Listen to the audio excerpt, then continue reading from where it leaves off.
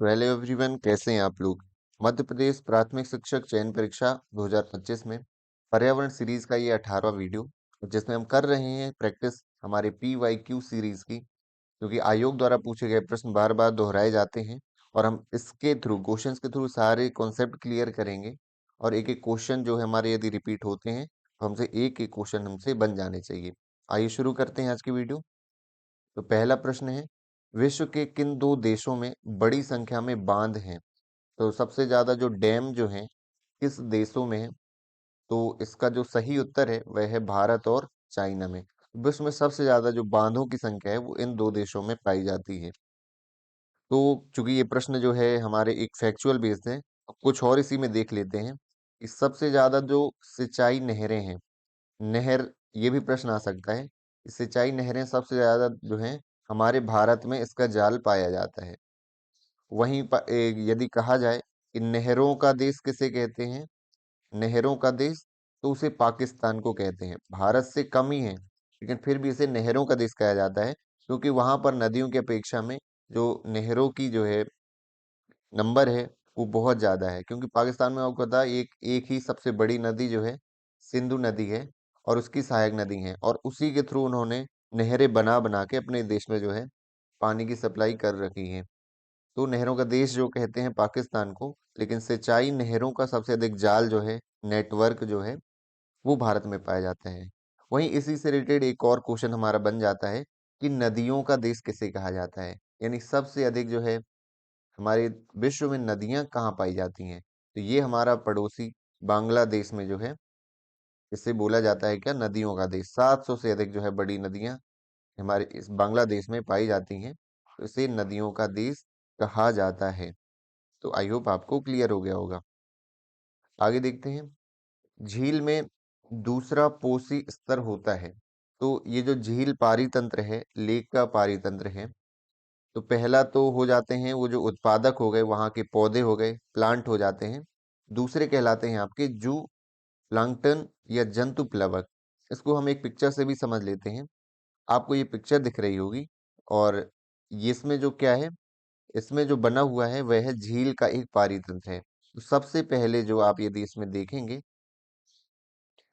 तो सबसे पहले आते हैं प्राइमरी प्रोड्यूसर्स। इसका मतलब प्राथमिक जो उत्पादक होते हैं, और ये क्या रहते हैं, फाइटोप्लांक्ट, मतलब ये जो उत्पादक पौधे होते हैं। इसके बाद ये जो शाकाहारी आते हैं हार्बीवोरस, इसको बोला जाता है जू प्लांक्टन यानी जंतु प्लवक। इसके बाद जो है लेवल बढ़ते जाते हैं, ये मांसाहारी जो आ जाते हैं कंज्यूमर्स, छोटी मछलियां आ जाती हैं, समुद्री जो स्टार्स रहती हैं वो इनको खाते हैं। इसके बाद आ जाती हैं बड़ी मछली आ जाती हैं, इनको खाते हैं स्क्विड्स जो है। इसके बाद शार्क, डॉल्फिन और एल्बेट्रस। तो ये जो झील का एक पारितंत्र है। तो चूंकि सवाल हमारे लिए ये था कि दूसरा पोषी स्तर कौन है, तो पहला तो हो गया आपका प्राथमिक उत्पादक, और दूसरा जो हो गया हमारा जंतु प्लवक। तो जू प्लांक्टन जो है इस प्रश्न का सही उत्तर है। आगे देखते हैं, ग्लोबल वार्मिंग के लिए कौन सी गैस जिम्मेदार है। इंपॉर्टेंट क्वेश्चन है, ये क्वेश्चन लगातार हमसे पूछे जाते हैं। कार्बन डाइऑक्साइड जो है सबसे बड़ी जो ग्लोबल वार्मिंग गैस कहलाती है, ग्रीन हाउस गैस भी बोला जाता है, क्योंकि इससे जो है वैश्विक तापन यानी टेम्परेचर जो है वो बढ़ता है पूरे विश्व का, इसकी अधिक मात्रा हो जाने से। अच्छा, इससे रिलेटेड कुछ जो है प्रोटोकॉल भी पूछे जाते हैं, तो वो आपको जरूर याद रखना है। एक प्रोटोकॉल है क्योटो प्रोटोकॉल, और क्योटो प्रोटोकॉल जो है किससे संबंधित है, जलवायु परिवर्तन से संबंधित है। कि हमारे जो वैश्विक जलवायु का जो परिवर्तन हो रहा है लगातार, उससे संबंधित है। और इसमें ये कहा गया कि हमारे जो ग्रीन हाउस गैसें हैं, ग्रीन हाउस गैसेस का जो है हमें उत्सर्जन कम करना है, लगातार कम करना है। भारत ने भी इसके लिए लक्ष्य रखे हैं। तो ये जो है क्योटो प्रोटोकॉल से संबंधित है, जलवायु परिवर्तन या ग्रीन हाउस गैसेस का कम किया जाना। तो क्योटो कहाँ पर है, जापान में। तो ये जापान में प्रोटोकॉल हुआ था 1997 में। कितनी चीजें इसके बारे में याद रखनी है। और यदि प्रोटोकॉल की बात ही करें तो मॉन्ट्रियल प्रोटोकॉल तो हम इसे पढ़ ही लेते हैं। तो मॉन्ट्रियल प्रोटोकॉल जो है हमारे ओजोन परत के संरक्षण से संबंधित ये एक प्रोटोकॉल है। मॉन्ट्रियल आप समझ गए होंगे कहाँ हुआ होगा, ये कनाडा में। मॉन्ट्रियल क्या है, कनाडा का एक जो है सिटी है। तो जो ओजोन को परत को नुकसान पहुंचाने वाले जो पदार्थ हैं उनका हमें कम से कम उपयोग करना है, जैसे क्लोरो फ्लोरो कार्बन है, ऐसी और भी गैसें हैं, तो इनका हमें कम उपयोग करना है। इसका ये उद्देश्य रखा गया था, किसका? मॉन्ट्रियल प्रोटोकॉल का। आपको ये दोनों प्रोटोकॉल अच्छे से याद रखने हैं, ताकि एग्जाम में आए तो आपसे बिल्कुल बन जाना चाहिए। आगे देखते हैं। अगला हमारा प्रश्न है हेपेटाइटिस ए। आपने हेपेटाइटिस बी सुना होगा, लेकिन ये क्या है? हेपेटाइटिस ए जो रोग है, किससे संबंधित बीमारी है? जल जनित है, हवा है, लीवर है, या हार्ट से संबंधित है? तो ये जो है हमारी लीवर यानी यकृत से संबंधित बीमारी है। यकृत को इन्फेक्शन इससे हो जाता है, और ये एक वायरस से होता है। प्रश्न है तो किससे होता है? जीवाणु, विषाणु? तो ये हमारा वायरस अर्थात विषाणु से होता है ये बीमारी। इसमें हमें बुखार आ जाता है। और वायरस का नाम क्या है? तो हेपेटाइटिस वायरस ही कहा जाता है। हेपेटाइटिस वायरस, एचवी वायरस ही इसका नाम है। तो ये आपको क्या है? याद रखना है। और ये एक क्या है? संक्रामक रोग है। ये भी हमें याद रखना है। संक्रामक रोग का क्या मतलब हुआ? कि कोई जो दूषित, ये मान लो कोई संक्रमित व्यक्ति है, उसके हम संपर्क में हैं, यानी दूषित हम क्या कर लेते हैं? भोजन कर लेते हैं, दूषित पानी पी लेते हैं, या उसके संपर्क में हैं, तो हमें जो है ये रोग हो सकता है। तो ये क्या मतलब हुआ? संक्रामक रोग, यानी एक व्यक्ति से दूसरे व्यक्ति में ये फैल सकते हैं। आई होप आपको क्लियर हो गया होगा। आगे देखते हैं। हमारा अगला सवाल है जल अधिनियम प्रदूषण रोकथाम किस वर्ष लागू किया गया था? ये इस तरह के प्रश्न हैं। मान लीजिए 10 पेपर सेट आया आपका, उस बार हुए थे 50। 50 में कम से कम 15 से 20 सेट में तो ये पूछे गए थे अधिनियम। और इसी तरह अंतरिक्ष के क्वेश्चन, खेलों से संबंधित, तो ये हर बार ही आता है, इसको आपको याद रखना है। जो जल अधिनियम जो है प्रदूषण और रोकथाम, ये लागू किया गया था 1974 में। और इसी के साथ साथ आपको कौन कौन याद रखने हैं? पहला तो आपको याद रखना है वन्य जीव संरक्षण अधिनियम। वन्य जीव संरक्षण अधिनियम ये कब लाया गया था? 1972 में। तो ये आपको याद रखना है। वाइल्ड लाइफ जो एनिमल्स का जो प्रोटेक्शन एक्ट है 1972 में लाया गया था। इसके बाद जो है अपना 1974 लाइन से याद करोगे आप, ईयर वाइज आपको याद रखेंगे, याद रहाएगा। जल संरक्षण वाला कब आया? 1974 में। पहला है वन्य जीव, दूसरा है जल संरक्षण, तीसरा जो आता है वन संरक्षण। ये वन्य जीव है, और ये क्या है? केवल वन संरक्षण, यानी पेड़ पौधे जो है वनस्पति, यानी हमारी जो विरासत है जंगली, उसको सुरक्षित करना है। ये 1980 में लाया गया था। और इसके बाद एक और आपको याद रखना है, हमारा पर्यावरण संरक्षण अधिनियम। पर्यावरण संरक्षण अधिनियम 1900 हमारा 86 में ये लाया गया था। ये चार हमें एक्ट बहुत याद रखने हैं अच्छे से, क्योंकि ये बदल बदल कर हमसे कहीं ना कहीं पूछे जाते हैं। तो फिर से देख लेते हैं। वन्य जीव संरक्षण अधिनियम 1972, जल अधिनियम हमारा 1974। इसके बाद देखिए 72 के बाद 74 में, इसके बाद 80 में आएगा वन संरक्षण अधिनियम, लास्ट में आएगा हमारा पर्यावरण अधिनियम संरक्षण अधिनियम 1986। आगे देखते हैं। निम्न में से कौन सा हार्मोन अत्यधिक शोर के कारण निकलता है? तो हमारे जो हार्मोन होते हैं वो हमारे जीव में जैव रासायनिक क्रिया है, या हमारी वृद्धि है, हमारे जो इमोशंस हैं उनको क्या करते हैं? कंट्रोल करने का काम करते हैं। तो कौन सा हार्मोन जो है अत्यधिक शोर के कारण निकलता है? बहुत अधिक शोर हो रहा है, इसमें कौन सा हार्मोन निकलेगा? इसमें एड्रिनल हार्मोन निकलेगा। एड्रिनल हार्मोन क्या करता है? जैसे इसके थ्रू क्या होता है कि हमारे मस्तिष्क में चिड़चिड़ापन आता है, चिड़चिड़ापन आता है, तनाव की स्थिति आती है। तो ये चीजें हमारे जो है शरीर में होती हैं, तनाव, चिड़चिड़ापन। और इससे आप समझ सकते हैं कि शोर होगा तो ये चीजें आएंगी ही। इससे कौन सा रिलीज होता है हार्मोन? हमारा एड्रिनल हार्मोन। और कुछ और हार्मोन की बात करें, एक बहुत ही इंपॉर्टेंट हार्मोन है हमारे शरीर में, इंसुलिन। इंसुलिन का आपने नाम सुना होगा। ये अग्नाशय यानी पेनक्रियाज,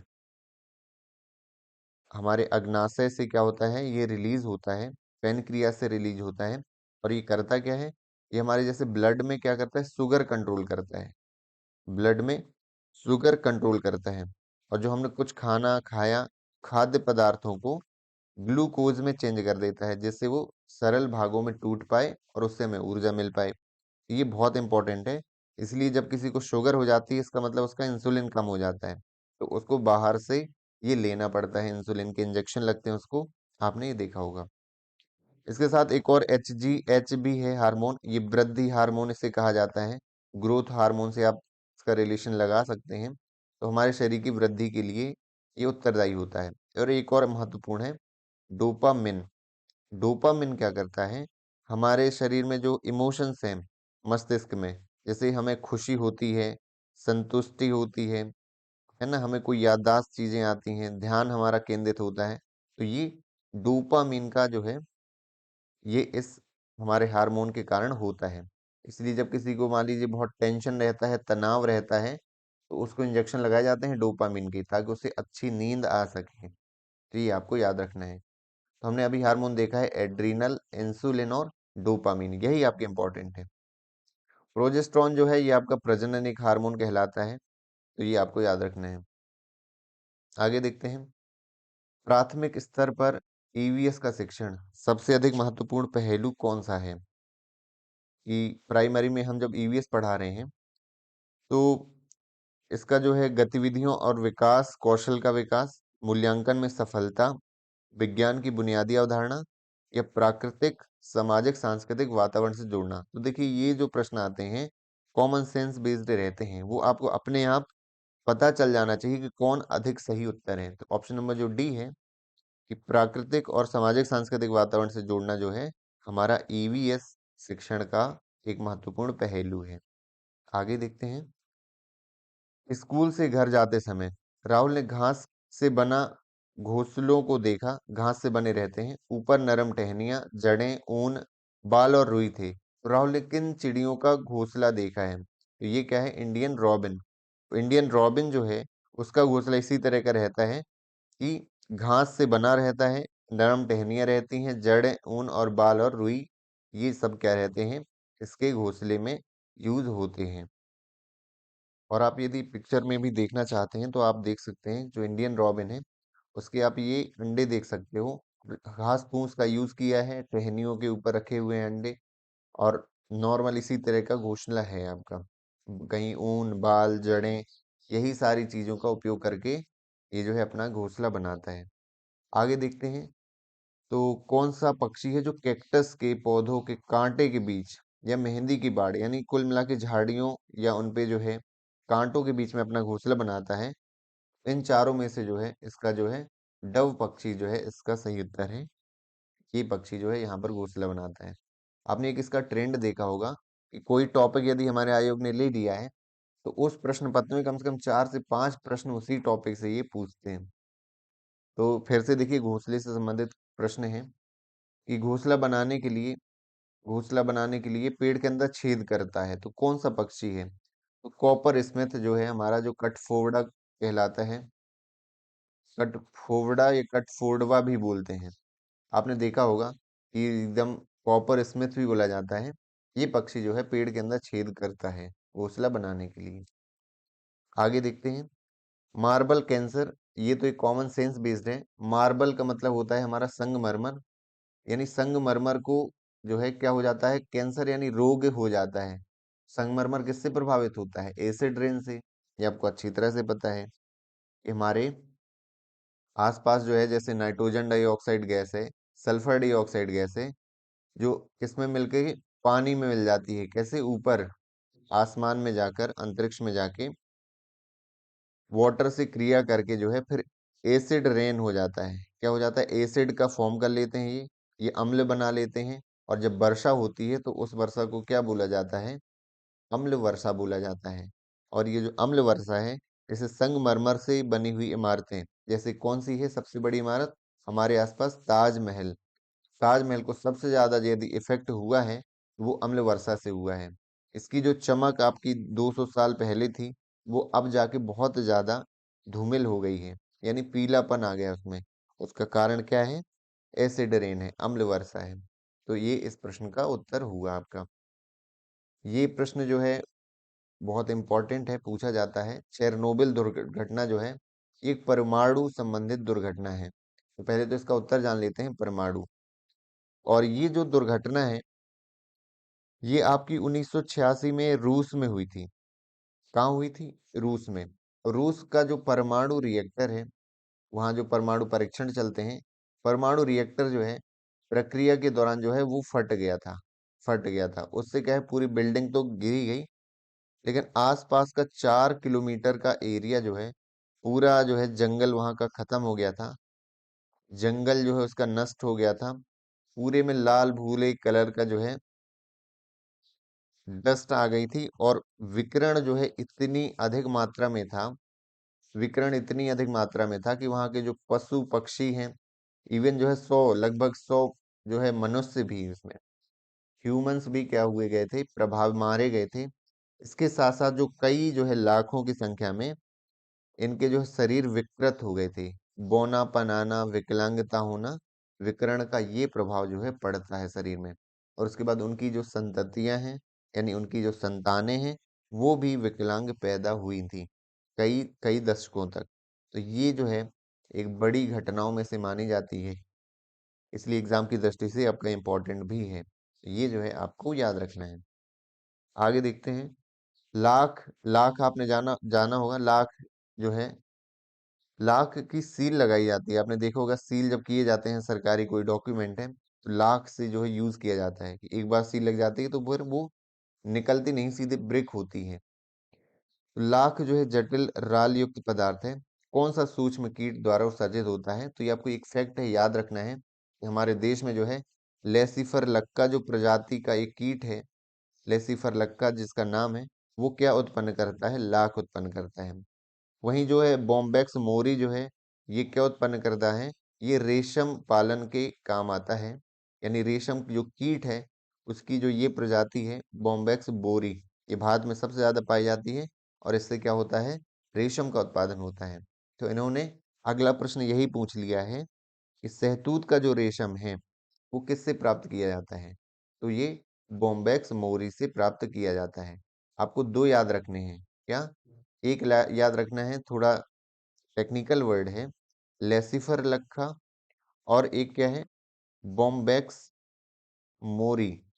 बॉम्बैक्स मोरी। तो लेसिफर लक्खा, लक्खा से आप याद रख सकते हैं लाख का उत्पादन होता है, और बॉम्बैक्स मोरी से वैक्स, कुछ इस तरह याद रख सकते हैं, या सिल्क, तो ये रेशम का उत्पादन जो होता है। आप अपनी ट्रिक भी बना सकते हैं, जो भी आप जो है जिस तरीके से आप इसको याद रख पाए, नॉर्मल याद रख पाए तो बहुत ही अच्छा है। तो ये जो बॉम्बैक्स मोरी है, हमारा रेशम का उत्पादन होता है।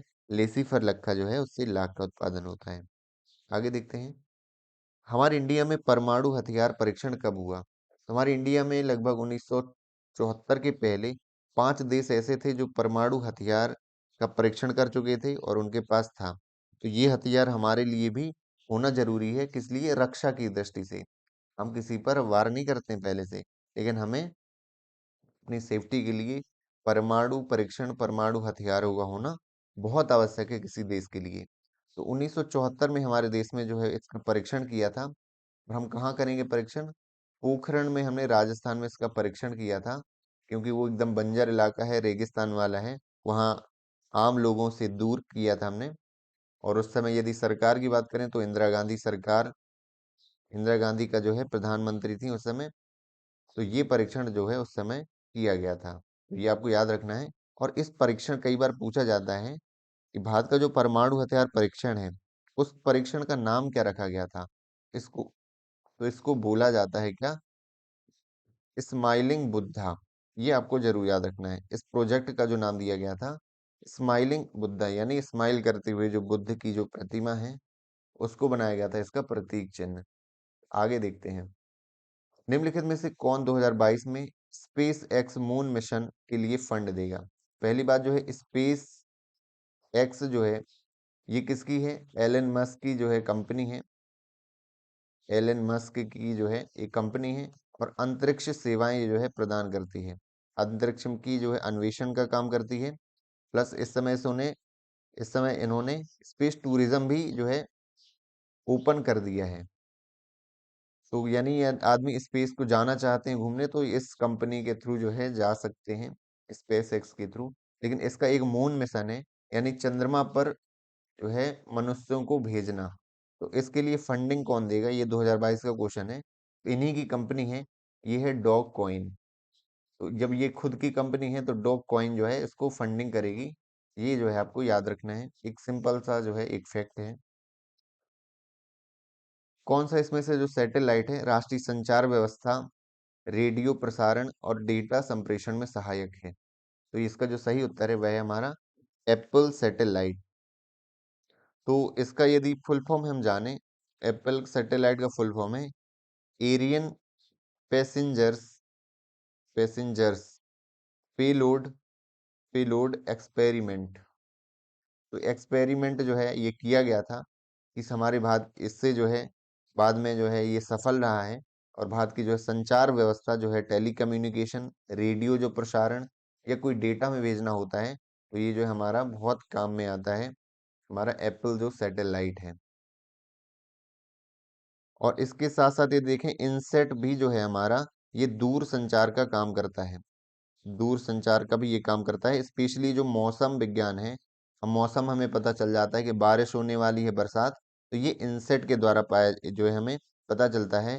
तो Indian national national satellite system, इसका जो फुल फॉर्म है, तो ये आपको बिल्कुल याद रखना है, इसरो द्वारा जो है बनाया गया था। स्पेशली इसका मौसम विभाग जो है उपयोग करता है, तो आपको याद रखना है। आगे बढ़ते हैं। यूनी स्पेस किस वर्ष आयोजित किया गया था? तो यूनी स्पेस एक बैठक है, सम्मेलन है विश्व स्तर पर। और किसके लिए है ये? ये अंतरिक्ष के लिए है कि आगे जो है हमारे लिए अंतरिक्ष का भविष्य क्या होगा, हम जो है अंतरिक्ष में किस तरह उसका उपयोग करना चाहिए।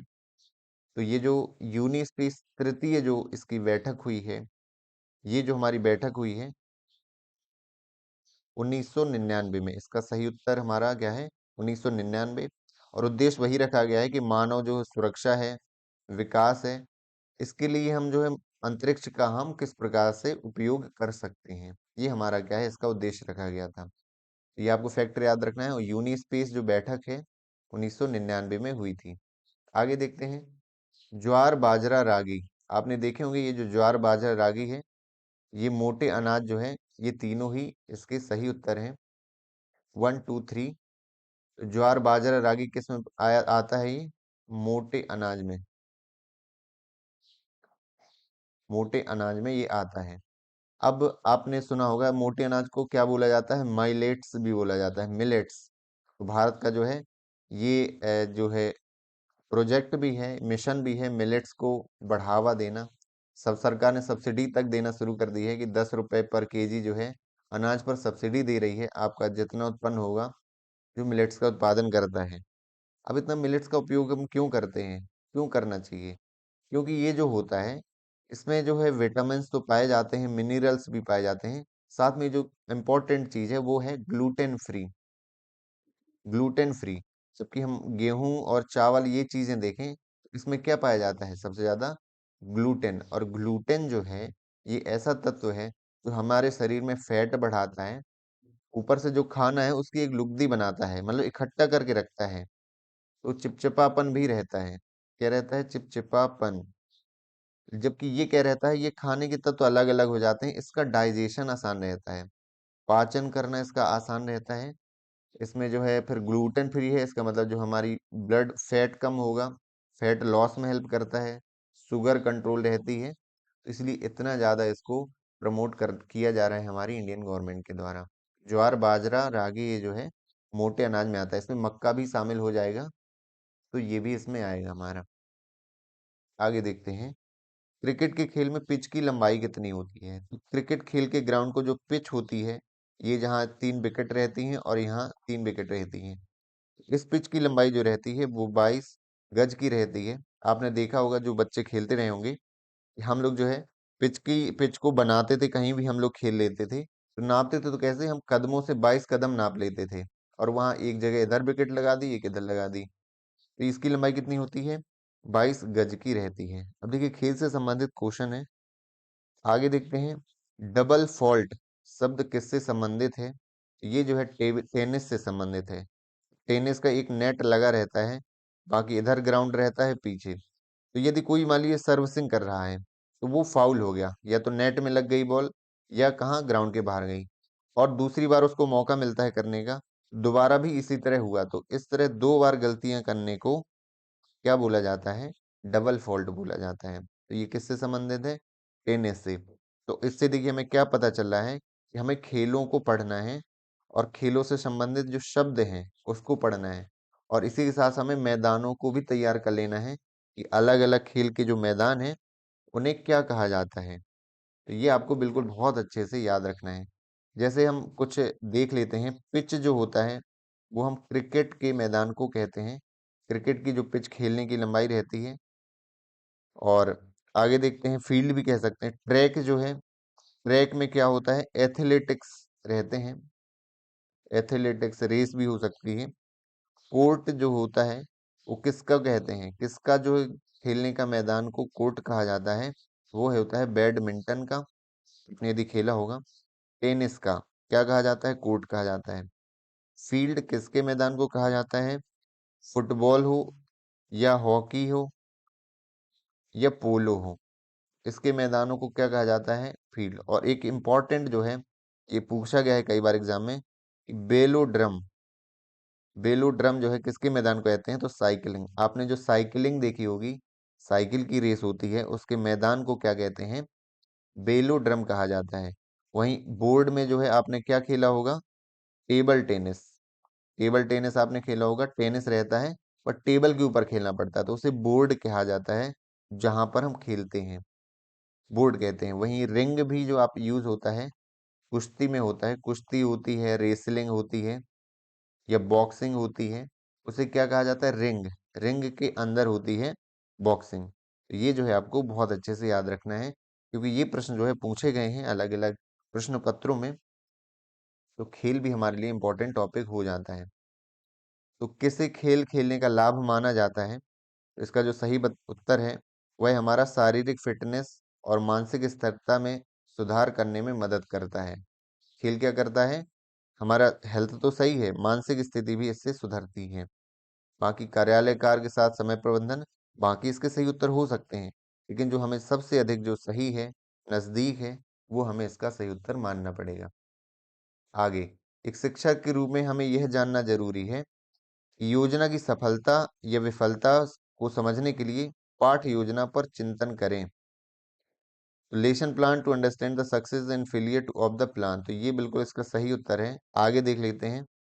शिक्षार्थियों को पाठ्य योजना के बारे में जानकारी ना दें। इस बात पर ध्यान ना दें कि छात्र योजना के लिए सहज हैं या नहीं।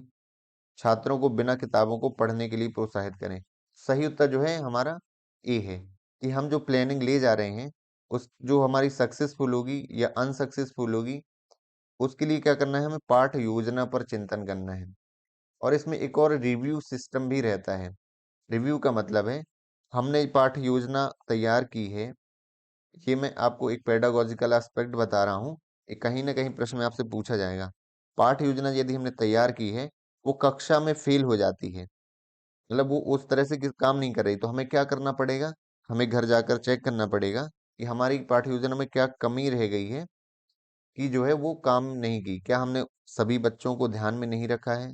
सभी बच्चों के इंटरेस्ट को ध्यान नहीं रखा है, जिस वजह से ये जो है बच्चों के रिस्पॉन्स नहीं आ रहे हैं। ये सेम बिल्कुल वैसे ही है जैसे आप क्रिकेट में देखते होंगे कि कोई जैसे विराट कोहली है, वो क्या हुआ? आउट हो गया।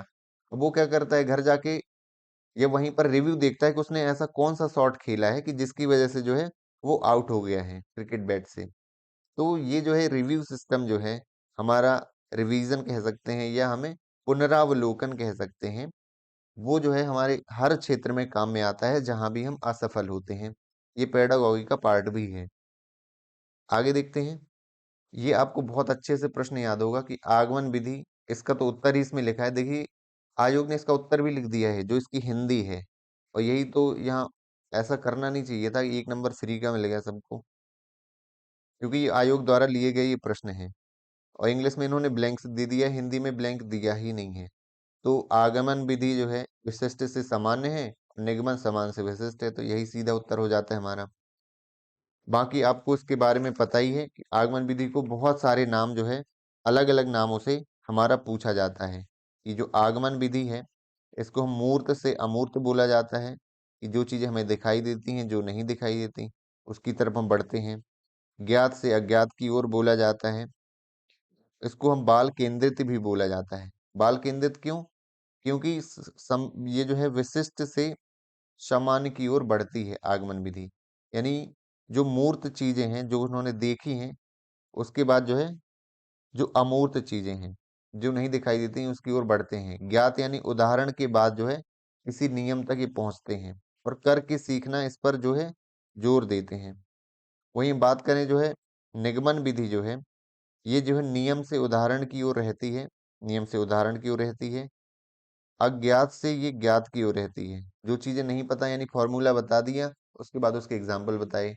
हमने संज्ञा की परिभाषा बता दी, अब वो बच्चों को बोला कि अब इसके उदाहरण ढूंढिए आप।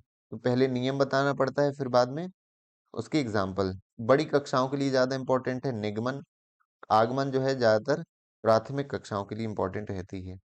आगे देखते हैं, रिसोर्सेस का क्या अर्थ रहता है। कुछ ऐसा जो किसी लक्ष्य को प्राप्त करने के लिए मदद के लिए इस्तेमाल किया जा सकता है, तो ये बिल्कुल सही है।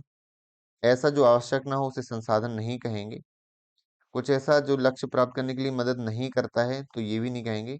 जो भ्रम की ओर ले जाता है ऐसा जो है गलत है। तो बेसिकली जो एनसीईआरटी में जो दिया है, मैंने इसको काफी साल पहले पढ़ा था। तो संसाधन का ऐसा मतलब है जो किसी के काम आए। काम आए किसके? मनुष्यों के। जो हमारे मानव के काम आए उसे क्या कहते हैं? संसाधन कहते हैं। संसाधन कुछ हो सकते हैं, वाटर रिसोर्सेस हो सकता है, पानी संसाधन हमारे काम में आता है, मिट्टी हो सकता है, हवा हो सकती है, पशु पक्षी भी हो सकते हैं। अब इसमें प्रश्न है, क्या मनुष्य खुद में एक संसाधन है? बिल्कुल। मनुष्य मनुष्य के काम में आता है, तो मानव एक खुद में एक संसाधन है। जैसे एक शिक्षक हैं तो बच्चों को क्या कर रहे हैं? शिक्षा दे रहे हैं। तो ये शिक्षा व्यवस्था में काम आ रहे हैं हमारे शिक्षक, या नहीं आ रहे हैं? आ रहे हैं।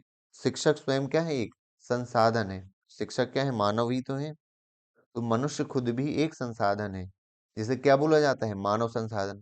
सोचिए, इसके लिए एक मंत्रालय भी बना है। कौन सा? मानव संसाधन विकास मंत्रालय। मानव संसाधन विकास मंत्रालय यानी मनुष्यों का जो डेवलपमेंट करते हैं, वो अलग अलग क्षेत्रों में हो सकता है। शिक्षा है, स्वास्थ्य है, हर चीजें। तो ये क्या है? मानव। अब इसका नाम भी क्या कर दिया गया? एजुकेशन मिनिस्ट्री कर दिया गया है, ईडी कर दिया गया है, एजुकेशन डिपार्टमेंट। आगे देखते हैं, यदि आप एक शिक्षक के रूप में नदी तालाब की अवधारणा को स्पष्ट करना चाहते हैं, तो आप क्या कर सकते हैं? सीधी सी बात है कि हम नदी तालाब की यात्रा करवा देंगे उन्हें, ताकि वो रियल एक्सपीरियंस जब सीखेंगे, रियल एक्सपीरियंस के थ्रू, तो वो उनकी मेमोरी में बहुत लंबे समय तक जो है सेव हो जाएगा। इसका सही उत्तर है नदी या तालाब की यात्रा की व्यवस्था करना। ऑब्जर्वेशन से क्या करेंगे? वो सीखेंगे। आगे देखते हैं, भारत में कौन जैव विविधता तप्त स्थल नहीं है? तो एक पुरानी वीडियो मैंने बताया था कि हॉट स्पॉट जो कहलाते हैं, जहाँ बहुत अधिक जनजातियां, और जनजातियां मनुष्यों की नहीं, पेड़ पौधों की प्रजातियां बहुत ज्यादा हैं, वन्य जीवों की। यानी बहुत अधिक प्रजातियां हैं, वैरायटी बहुत हो, डाइवर्सिटी, उसे जो है जैव विविधता तप्त स्थल के अंतर्गत रखा जाता है। और भारत में 4 हैं ऐसे स्थल: पूर्वी हिमालय, पश्चिमी घाट, अंडमान निकोबार, अरावली। तो इसमें अरावली नहीं है। पूछा क्या है कि कौन सा नहीं है? तो यदि हम इंडिया में देखें, तो मैं बात करूं, पूर्वी हिमालय जो है ये आता है। इसके बाद जो है पश्चिमी घाट ये भी आता है। 4 क्षेत्र हमारे हैं। इसके बाद जो है सुंडालैंड जो है एक क्षेत्र है, सुंडालैंड नाम दिया गया है। सुंडालैंड के अंतर्गत ही अंडमान निकोबार आता है। इसी के अंतर्गत मलेशिया आता है, सिंगापुर आता है, ये आपको याद रखना है। और एक और है इंडो वर्मा क्षेत्र। चारों दिशाओं में ये फैले हुए हैं। इंडो वर्मा मतलब वर्मा बोला जाता है म्यांमार को। भारत और म्यांमार का जो क्षेत्र है, उसी के अंतर्गत और भी जो है कंट्री लगी हुई हैं, वो क्षेत्र आता है हमारा। ये 4 जो क्षेत्र हैं हमारे किस में आते हैं? तप्त स्थल में आते हैं, हॉट स्पॉट में। ये आपको बिल्कुल नहीं भूलना है। आगे देखते हैं, ओजोन जो रिक्तीकरण है विश्व के किस भाग में सबसे अधिक है? तो ये आपको पता है कि हमने बहुत लंबे समय पहले जो है अंटार्कटिका में एक छिद्र देखा था, लगभग 1886 की बात करें। कहाँ देखा था? अंटार्कटिका। अंटार्कटिका कहाँ है? दक्षिणी ध्रुव पर। तो दक्षिणी ध्रुव पर जो है ओजोन परत के संरक्षण की जो है समस्या हमेशा से देखी जाती है। तो इसका जो सही उत्तर है वह है दक्षिणी ध्रुव। आगे देखते हैं, विश्व का पहला तेल कुआं, ये तो एक फैक्चुअल बेस्ड क्वेश्चन है, तो ये आपको याद रख लेना है। पेंसिल्वेनिया, और ये उत्तरी अमेरिका जो है, उत्तरी अमेरिका में पाया जाता है। ये आपको याद रखना है। आगे, कौन सा प्राथमिक प्रदूषक नहीं है? प्रदूषक जो प्रदूषण उत्पन्न करें, प्राथमिक यानी डायरेक्ट खुद नहीं बनते हैं। कार्बन मोनोऑक्साइड, नाइट्रोजन ऑक्साइड, कणकीय कार्बनिक यौगिक या भूतल ओजोन। इसमें जो है ऑप्शन नंबर डी जो है, क्योंकि ओजोन जो है वो डायरेक्ट अपने आप नहीं बनती है कि हमने गाड़ियां ईंधन जो है जलाया, ओजोन बन जाती है। ओजोन एक प्रदूषक तो है, लेकिन किस तरह है? ये एक द्वितीयक प्रदूषक है। द्वितीयक प्रदूषक है। जैसे गाड़ियों से वाहन निकलता है ना नाइट्रोजन ऑक्साइड, और वाहनों के धुओं, और इससे मिल करके जो है ये एक दूसरा रसायन बन जाता है ओजोन। तो ये एक द्वितीय प्रक्रिया में बनता है, और ये जो है नुकसान करता है पर्यावरण के लिए। तो ओजोन एक द्वितीयक प्रदूषक है। आप ये मत सोचिए कि ओजोन जो परत संरक्षण, तो परत तो आवश्यक है, लेकिन उसकी ऊंचाई कितनी है? 1235 है। यदि उसकी ऊंचाई बिल्कुल पास में होती हमारे, तो हमारे लिए वो नुकसान पहुंचाती, सांस लेने में दिक्कत होती। क्योंकि 12 से 35 है, वो क्या करती है? जो हमारी अल्ट्रा वायलेट सी है, जो हमारे लिए कैंसर का कार्य करती है, उसको वो जो है रोक लेती है वो। आगे देखते हैं आज की वीडियो का आखिरी प्रश्न, कि नमक का सूत्र क्या है? ये पूछा गया प्रश्न है, बहुत आसान है। सोडियम क्लोराइड को नमक कहा जाता है, ये एक सॉल्ट कहलाता है।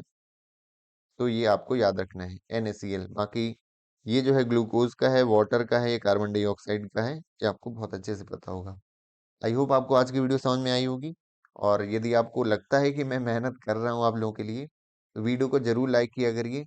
आपके जो भी दोस्त हैं उनको जरूर शेयर करिए। अभी हमारा चैनल ये नया है, बहुत कम जो है सब्सक्राइबर्स हैं, तो इसलिए लोगों तक पहुंच नहीं पाती हैं।